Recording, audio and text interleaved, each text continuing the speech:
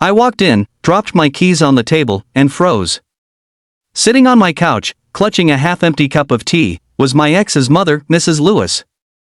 Her eyes were red, her shoulders trembling as if the weight of the world had finally broken her. The woman who once looked at me like I was never good enough now sat in my apartment, whispering, I needed somewhere to go. I didn't know whether to comfort her or ask what she was doing there. The air was heavy, awkward, almost unreal. 2 years ago, her son, my ex, Daniel, had walked out of my life without so much as a goodbye. And now here was the woman who raised him, in my home, like a ghost from a past I tried so hard to bury. She looked up, her voice cracking, "You were the only one I could think of." That sentence shattered the wall I'd built around myself. Whatever happened between me and Daniel, I couldn't ignore the pain written all over her face. I sat across from her, unsure, waiting for the storm to explain itself. The silence stretched until she finally spoke, each word trembling. He left. Just left. Took the money, the car, and disappeared. I have nowhere to go. The same Daniel who once promised me forever, who swore he was nothing like his father, had now done to her what he did to me. I felt a sharp mix of sadness, anger, and something I didn't want to admit, pity. "I know I'm the last person you'd expect to see," she continued softly, "but I remembered how kind you were to me. Even when I didn't deserve it." That hit deeper than she knew. Back then, when Daniel and I were together, she never made me feel welcome. She saw me as a distraction from his bright future. Yet here she was, stripped of pride, asking for warmth from the very person she'd once kept at arm's length. I took a deep breath and said quietly, "You can stay for a few days. Just until you figure things out." The gratitude that flashed in her eyes broke me.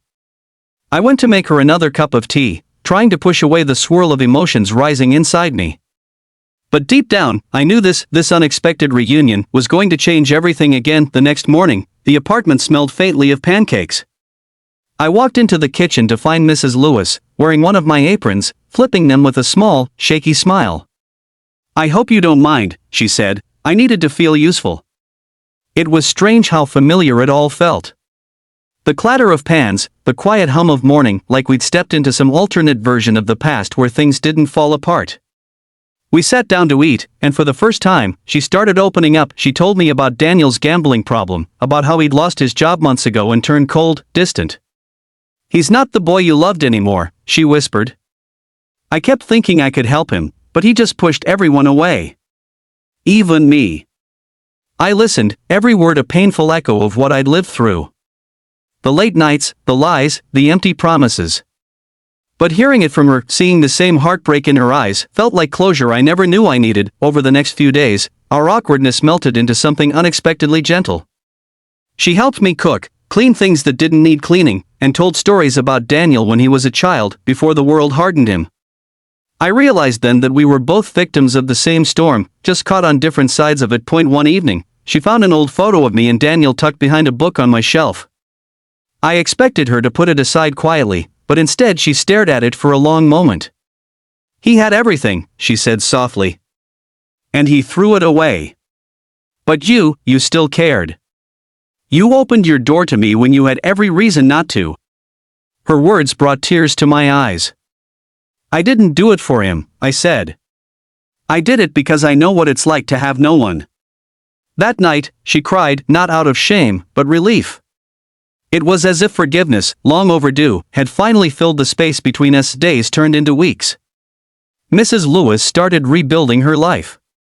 She found a small job at a bakery nearby, and one morning, she came to me holding a small envelope.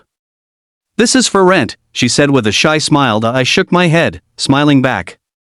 "You don't owe me anything. Just promise me you'll take care of yourself." She reached for my hand, squeezing it gently.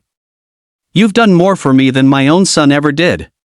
You reminded me that love isn't about blood, it's about kindness." Months later, I got a letter in the mail, no return address, just familiar handwriting. Daniel's. He wrote that he'd hit rock bottom, that he finally understood what he'd lost. But by then, I didn't feel anger anymore. I felt peace. Because life had a strange way of circling back, not to reopen wounds, but to heal them. When I walked into my living room that night, I saw Mrs. Lewis's old cup still sitting on the table, a quiet reminder of how far both of us had come.